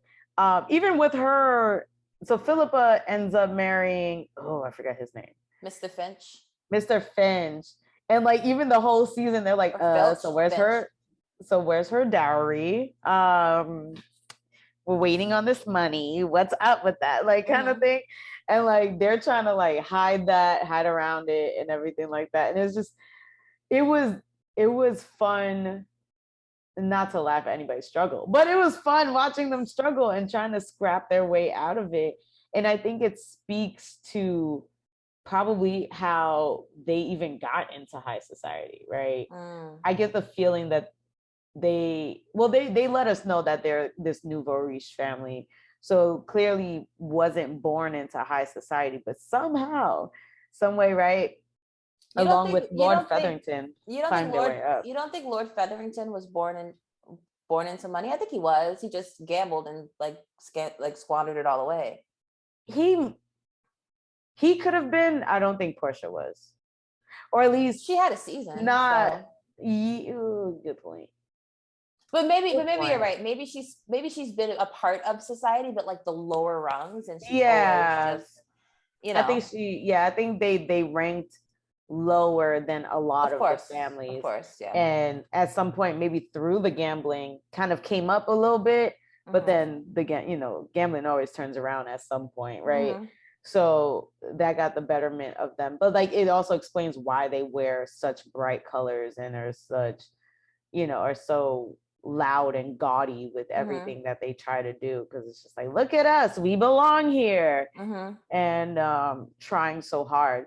But so like I feel like that's just more of an extension of like, they probably had to scrap to get to the top, and like, look at now, we get to see her scrappiness like in full blown action. I love that. Yeah, Featherington's good. Can't wait to see how that unfolds, because Philippa still needs to get married, and so does Penn. So Lady Featherington is still on a mission. She sure is. She sure is. And they need the grandbabies and all that good stuff. Yep, she's on a mission until she gets a grandson. So exactly.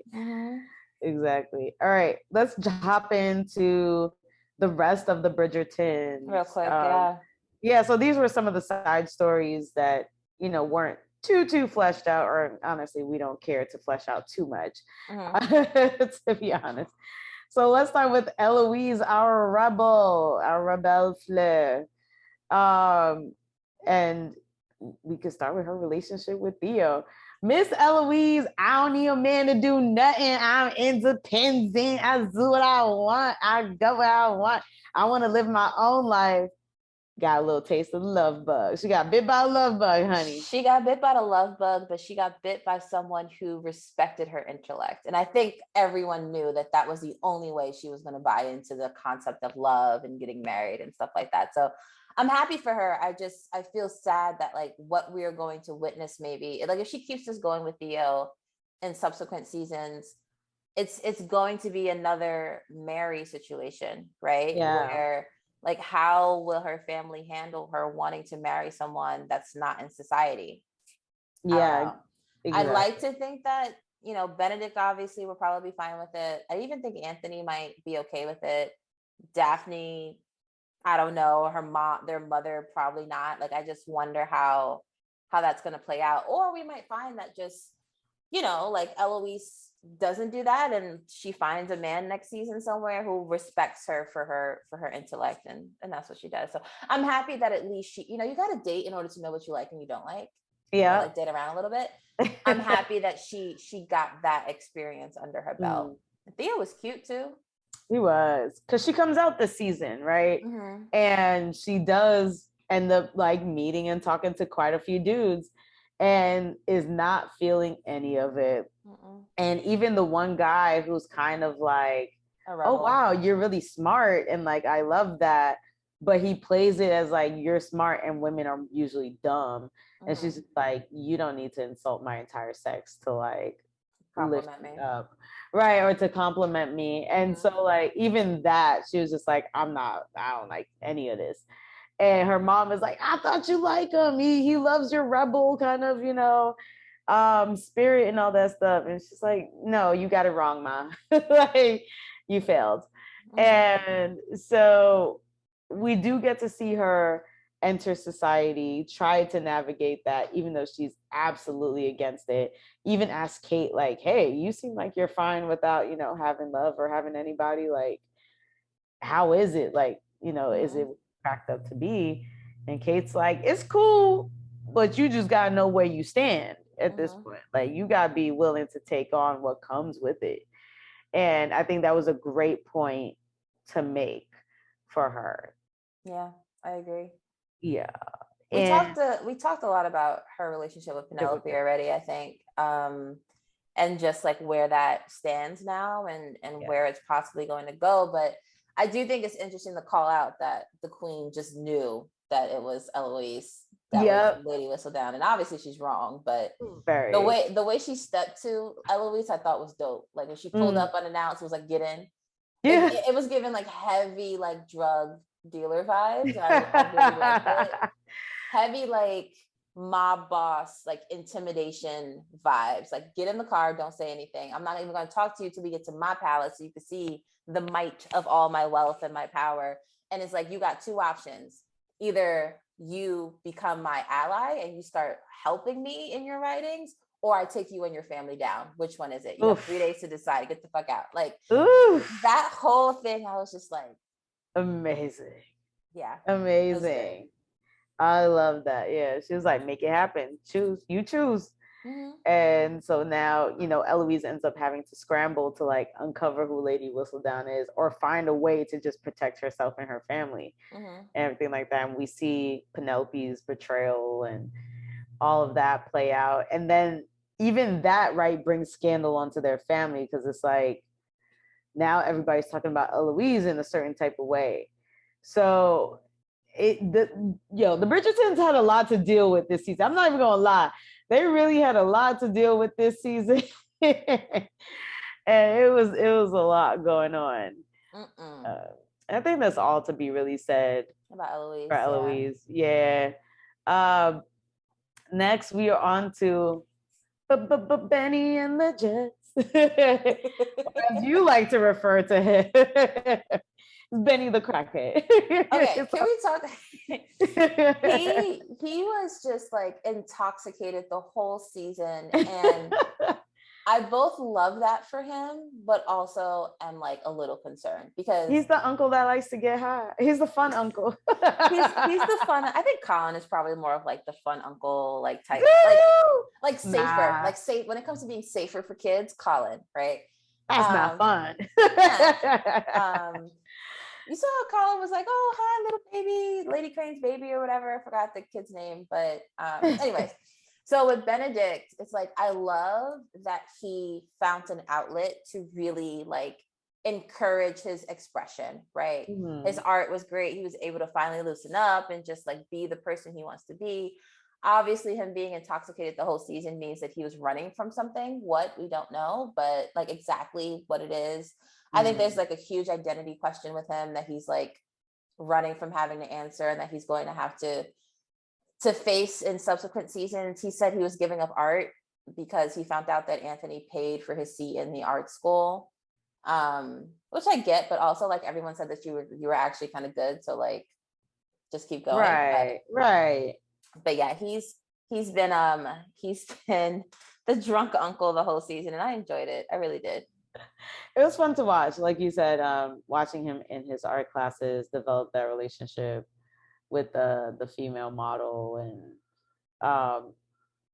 the one little note that I'll kind of make about that is that I love how they were like, a woman helped establish the school, but women can't even like be students here. 2 women, yeah. So that was just like, dang, that's messed up. And like she has to take like her lessons basically like in secret or off time kind of thing and whatever. But yeah, when him and Colin get high off of that powder, whatever it was, in the tea, that was a great scene. Like I love just like watching him sit at the dinner table, like trying to pull himself together in front of all these people and like just totally tripping out. Like that was so awesome. That was great. I also enjoyed seeing him and Eloise's relationship develop. And it almost felt like that bond of like, oh, I'm the second brother, you're the second sister. And, you know, we're probably going to be coming up next, because now it's like Anthony's been married off, Daphne's married off, you just came out into society, now are they going to be looking to us? And also kind of having to live in the shadow of their older siblings and and they're both in this place of trying to find their own way, right? He's looking to art, Eloise is trying to like support, you know, women independence movements and all that stuff, but also like on her side mission of finding Lady Whistledown.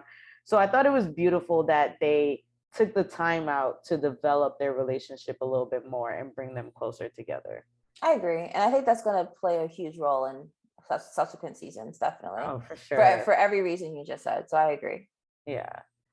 And then we have Colin, who comes home from his travels.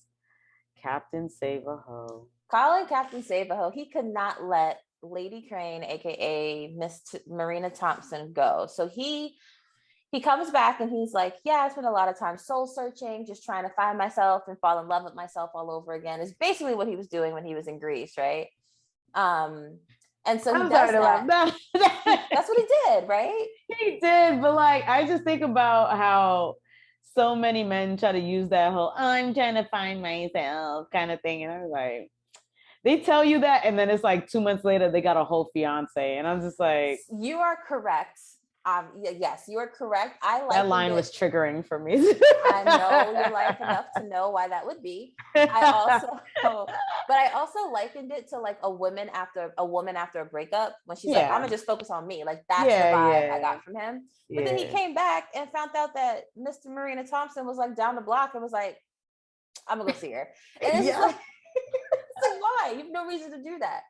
So he pops up on her and basically it's just like, are you happy? Because I can't stop thinking about like what we could have been. And she's just like, what we're not about to do is mess with the fact that I got a man taking care of my twin babies. Okay.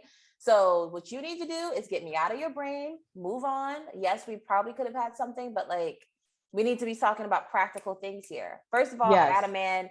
He's a little loopy, but he takes care of the kids and he's a good father. I'm gonna just deal with it. My life otherwise is fine. Am I in love? No, but I'm content. So leave me alone. What you need to do is go look at your own house and go pay attention to the little girl that's been following you around. Go to Penelope. Right. Is what she was saying. And I thought that was fantastic. That like you see, I felt like Marina has always been like, what you are all living in a fantasy world. Like people out here got problems. They got bills. Okay. Yes. Yes. And she finally to Colin was just like, can you stop and just sit and think about what you're saying right now? Yeah. And I love that she married the guy. Because I think last season it was kind of up in the air, where we saw her say no, but it also looked like she was thinking about it. Well, and she left with him at the end. Okay, good. But I love that she married him and is like committed to this, because I feel like that truly speaks to the times of like, I don't got no other options. Like, what am I gonna do? And so, yes, and that's the thing too, right? Because before in season 1, she was sitting there being like, I could do bad all by myself. And then look at that, you've been doing bad with twins. So she lucked herself out that she came to her senses and married that man. And I'm sure when that second baby came out, she was like, oh, thank God. Right. And I mean, as weird as it would be in today's time, I mean, their uncle is raising them, right? And I mean, they're still in the family line. They're still in the family home. And she's got money. She's being taken care of. My girl got servants. She got help. I guess the question comes in is like, they obviously consummated the marriage, right?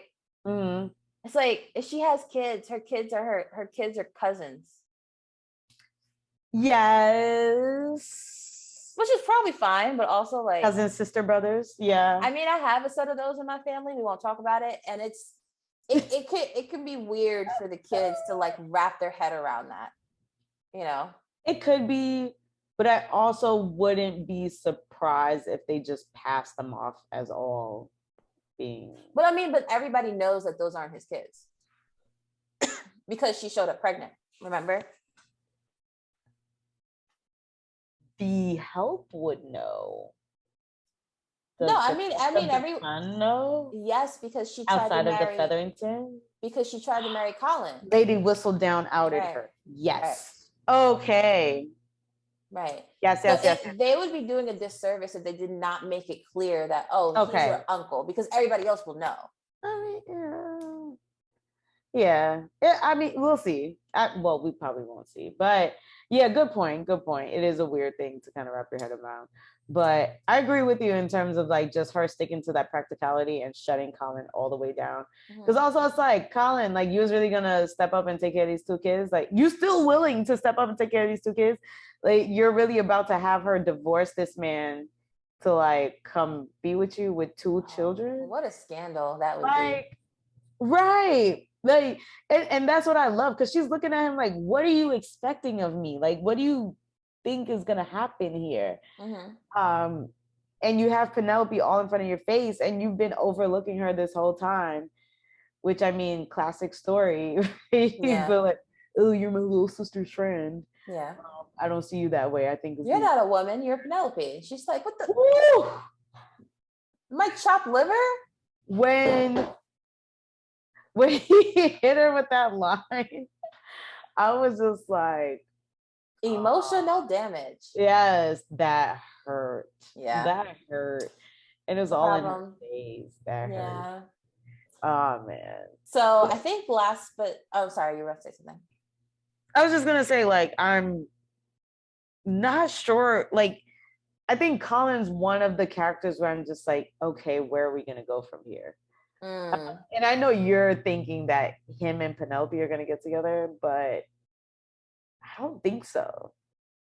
And I'm interested to see how they're going to flesh out his storyline, I guess. Because like, even if they do get together, like, how? It's gonna be the driving force. Right. And it's like, I think for women, for anyone who's had an unrequited love for a long time, when the person finally does come around, you're just like, like, oh, now you want to come at me? Like, there's a little bit of that too that I would hate to not see Penelope do. Like, I would want her to do that. Just like, oh, so now because of X, Y, and Z, whatever it is, now you understand that I've been here all along, and now you want to. You know what's probably going to wind up happening? I bet you, and I wouldn't be surprised if this happened. Some other suitor comes at Penelope, and then Colin's like, wait a minute, there's some value here. Yeah. Which is also a very annoying thing, because it's like, see my value before anybody else gets here. If I'm sitting here presenting it to you day in and day out, like, you should be able to. But that's how they actually do it back then, right? Like, that was the whole premise of Simon and Daphne's like scheme. Yeah. Right. Exactly. So yeah, we'll see. It would make sense. I agree with you. I think it's probably going to happen in that kind of way. All right, moving on to Daphne Bridgerton. Well, now the Duchess. Daphne Hastings, I guess now, right? Yes, now the Duchess. The single mother, right? Because there's no Simon in sight. So, and they didn't really even explain where he was, which really bothered me. All they kind of said is that he's handling business. He's working late. Whatever. He's working late. No, I needed like more like, oh, he's like in America right now handling something. Like, give me a reason for him to be away for 2 months for us to not see him. I would have loved to see him in the final scene. That's supposed to be like 6 months later, with like the babies walking and like, they're married or whatever. It would have been cool to just see him there with like the kid. It's like, oh, there he goes. Like, that would have been nice. But I know he didn't want to do it, so it's fine. Yeah. So here's my thing too, right? So the first time watching it around, I was like, damn, I miss Simon. The second rewatch, and just so the audience knows, I definitely watched the season twice. Yeah, same. And on the second rewatch, I was like, you know what? He didn't need to be there. He didn't need to be there. And I feel like if they had made him come back, it would have been unfulfilling in so many ways that I think it was best that they left him out. I think there was a place for him if they wanted him to have a place, and it would have been in Anthony's ear about duty and love. I think Simon was like uniquely positioned to talk about that, since that's all he dealt with the final season. So bless you. So if he just like Daphne saw that Anthony was pining for Kate, I think it would have been interesting to see Simon's take on Anthony's situation. And he would have been at the wedding, obviously, and like all that stuff. So I think that could have been really interesting, just to call back Daphne and Simon's whole thing that they went through. But was it necessary? No. Yeah. And like, I definitely, those thoughts ran through my mind too, of those exact thoughts, that he could have played that role. But at the same time, we're all so in love with Simon that I still don't think that would have been fulfilling enough for us. We would have been like, where's his storyline? Why are we not with them and the baby? And like, you're right. Does he still hang out with Will? I want to see him with, why is he not at the gentleman's club? I want to know everything that's happening with him. Right. So I feel like Right. It would have been maybe him and Will running, not run. Well, he wouldn't be running the Gentleman's No, but Club, he but would be like there supporting. visiting, supporting, Mhm. maybe helping finance it in some sort of way and whatever, right? Um, just frequenting it. But I think if we didn't have like a full Simon storyline, we would have been really annoyed by it. You're right. It wouldn't have been enough because there would have been no more burning and no more shirts coming off and stuff. And so we'd be like, I guess if that's what you're gonna give. So I think Daphne just coming in and filling in that role was enough. But yeah, they definitely should have gave more of a reason of like why he's not here this entire time. Like that part was a missed opportunity, I think. Yeah, I agree. And you mentioned, just bringing it back to Daphne, you definitely mentioned like we see her now as a mother. They changed her look. She's more mature. She's taken on this like advisory role almost in this capacity. While at the same time, like even at one point, her mother was like, "You're still my daughter." Like, yeah, you don't get it twisted. I'll still be right. I like, know you. I know you. Like, don't do this. But they also did have a moment too where they were planning the ball or was it the wedding? And Daphne was like, "Oh, we should get these kind of flowers because they signify new love and all this kind of stuff." And her mom's like, "I taught you well." Like, so you can see it's kind of like a passing of the torch kind of thing. And so yeah, we do get to see Daphne continue to blossom into this mature wife and mother kind of role. Family. I also loved the exchange between her and Anthony where they are talking about like his feelings for Kate, and she's like, "So why don't you just go for the sister that you want?" Like, and he was like, it's different for us. You were born to marry into somebody else's family. I was born to continue this family line. And I thought that summed up a lot of what Anthony was feeling and going through and a lot of pressure that he was under. And I just thought that it was such a poignant moment to me. I was like, ooh, that's a good point to make. Like, she was meant to be raised to move on, right? And join somebody else's life. But it's up to him. Like, who he chooses, is going to be super, super important in carrying on the Bridgerton line. Yeah, definitely. Any other favorite moments or good moments that you had with Daphne, or any nitpicks? No, we talked about a lot of it, I think, all together. The one thing I will just mention really quickly before we have to wrap up, and we do have to wrap up because I'm late for something else, but yes. But just again, like, we talked about Lady Danbury a little bit, but I think in this season we really see Lady Danbury's like influence on so many people, and that she has a legitimate like friendship with the Queen.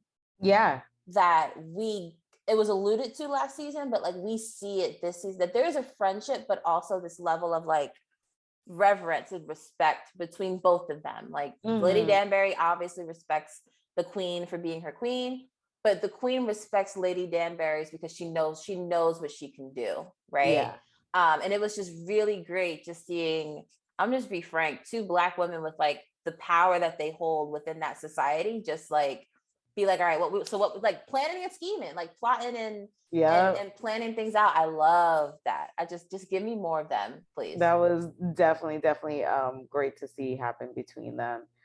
And I hope they, like you said, like give us more of that going forward. I hope we learn more about how they've become friends, how they develop this relationship and all that kind of stuff. And you're right. I think what was more important was seeing the respect, especially the Queen giving respect to Lady Danbury. Like, I would have never made Edwina the diamond if you hadn't vouched for her, and like how high she holds Lady Danbury's opinion.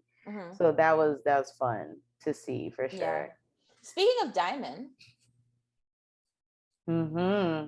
So Nessa, you had a really good like theme, or like what's the word? Not theme.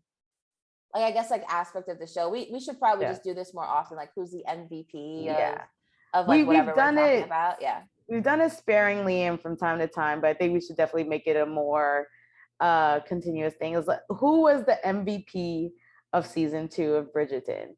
And so, because, the theme is the diamond of the season. So who is our diamond, our MVP of season 2? And for me, it was Lady Featherington. I just felt like there's no other. She was my diamond because this lady came and she shined bright. She single-handedly pulled her family out of poverty and saved everyone, and still managed to marry off a daughter, even though they didn't have no money, and scam the scammer. So, and threw a ball that the queen attended. I was just about to say that. Yep. So to me, there's no other choice. She's the diamond of the season. There really isn't another choice. I mean, there can be an argument made for Lady Danbury to a certain extent. I think there maybe even the queen, because she's the one that needed to give the blessing, so to speak, in order for the Bridgerton scandal with Anthony and the Sharma sisters to like die down. We didn't even talk about her offering up Edwina, her prince, her nephew, the prince to Edwina. Like that's Oh, I can't wait. I hope we see some of that. That would be great to see. Yeah, and that's because they have a great exchange, right? When the king kind of comes out and shows some of his mental illness. And Edwina steps up. Yeah. And I mean, in that moment, she showed the queen, she can handle being a royal, because that's exactly what happened there. And I would just love, and just from what we know about the prince, they're going to be all right. Like, that's going to be a love match, and that's going to be great, right? I would love to see that for them. I want to see it too. I actually want to like see it play out. I thought they would have put a scene in it, like in the last few scenes and stuff, but we don't really see her in the end. She's not there. So maybe it's because she's off courting with the prince. Who knows? Maybe they said it was 6 months later. I don't know, but I would definitely love to see it. So I say all that to say that there can be arguments made for the queen and Lady Danbury, but it's absolutely Lady Featherington is the diamond. Yeah, absolutely. Like you said, she did the damn thing. Is what she did. Definitely. So what are you looking forward to in the next season? I am looking forward to seeing. So I mean, we didn't get Simon in this season because the actor chose to not be associated with it for this season. But I don't think that that's going to become a thing where they just won't give us any of the characters we focused on the previous season. So I say all that to say that I'm excited to see Kate come back. I want to see Kate and Anthony be viscounts together. I want to see them rule. I want to see how Kate, now being the lady of the household, how that dynamic plays with the mother Bridgerton, right? Because now it's Kate's responsibility for Eloise now and Hyacinth, technically in society, right? That's going to be really interesting to watch. I'm kind of just like up in the air as to who I think they're going to focus on. Like, do we think it's going to be Colin's romance, Eloise, or Benedict? Like, I don't know. I think Benedict probably makes the most sense, but the way they left off with Colin and Penelope, I'm thinking it might be them. Yeah. I think Daphne needs more time. Not Daphne. I think Eloise needs more time for her to go through her romance thing. Yeah. Focus season. Yeah. Oh man, it's a tough thing. As I'm thinking of it now, I think it could be Eloise. Because of how the season left off. Now that her and Penelope are at odds, she's into Theo, and she's kind of discovered this underground women's independence movement. I could see how they might want to shift their focus to that, and make her the lead of the next season, especially now that she's out in society already. So I could really see that. If not her, then I think Benedict would be up next. But it should be interesting to see. I'm hoping to see way more Lady Danbury and get more of her background. I'm hoping to learn more about Madame Delacroix. She's too much of a mystery for me. It gives me anxiety all the time. I'm just like, I need to know her story. Like, where's she from? Where's she been? How did she get here? I just wish they would give us more of that Or dang, even if this was like Marvel, they would give her like a little one shot, like to the side, like give her her own little show. Like this is how Madame Delacroix got here. Yeah, definitely. So I would love to see that. I don't think we're gonna get Simon coming back, but does that mean less Daphne? How are they gonna? I'm just curious to see how they're gonna work around all of that.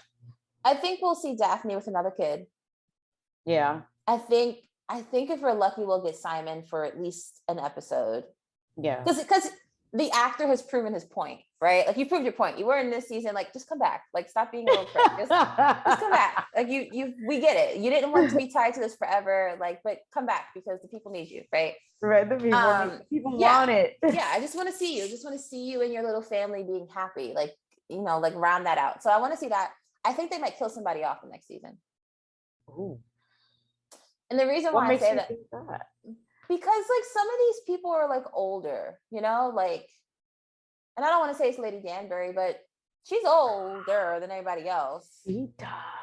And like Violet, the mother, like her role is slowly becoming obsolete. I don't think it'll be the queen because they're trying to be somewhat historically accurate, but like, I'm thinking, I just feel like there's some, I don't think it's any one of the main kids or like any of the younger people, but I think some older parent somewhere or parental figure somewhere might pass away. Oh, goodness. I don't know.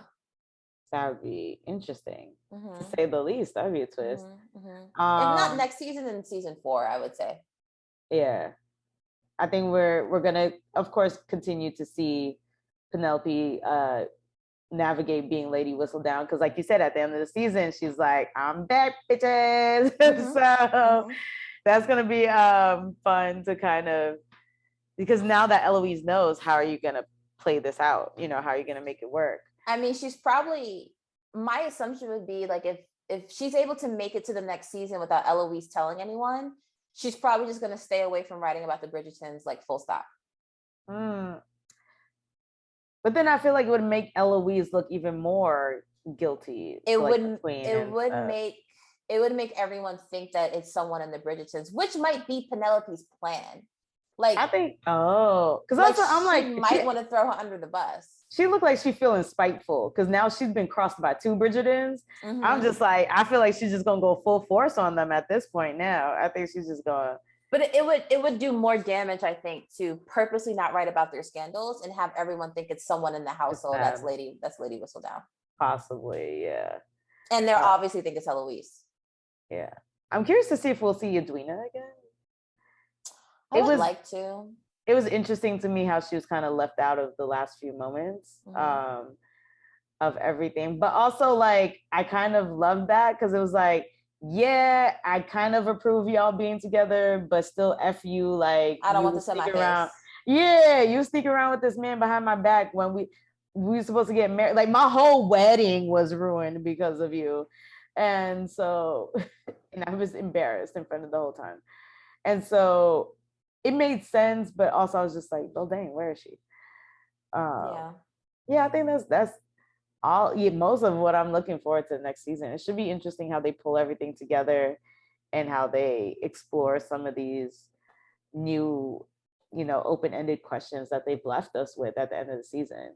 Yeah, I agree. I think hopefully too we'll get some inkling of there being a little baby Viscount happening because he's so focused on producing an heir, right? Of course, so yeah. I'm hoping that comes around too. So to wrap up, I did a little bit of Googling and there are people speculating about how long it'll take for season 3 to come out. And I think the current guess is a year. So hopefully, like they plan to start filming season 3 this summer.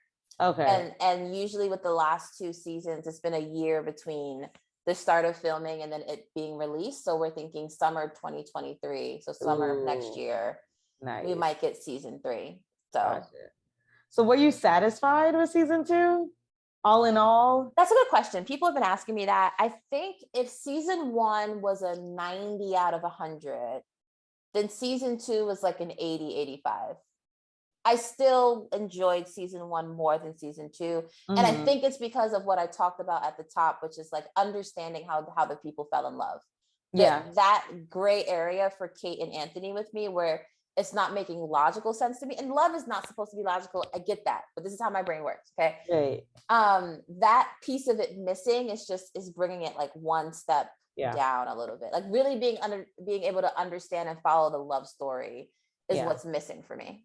I totally agree. Like it's definitely a step below season 1, but I think the Sharma sisters themselves, not even just like them being in love with Anthony and the triangle, but just the Sharma sister themselves, along with Lady Danbury and all of that, carried the season for me. And it was like, oh, it just so happens that this other stuff is happening too. But I think in introducing these fresh new characters from India, from somewhere else, you know, made it more interesting and made it more compelling as we're watching it. For sure. I agree. I'm excited for it though. Yeah, man. All right, guys, it's been amazing talking about, as usual, talking about season 2 of Bridgerton. We've already discussed season 1, so make sure you guys go check that out if you haven't already.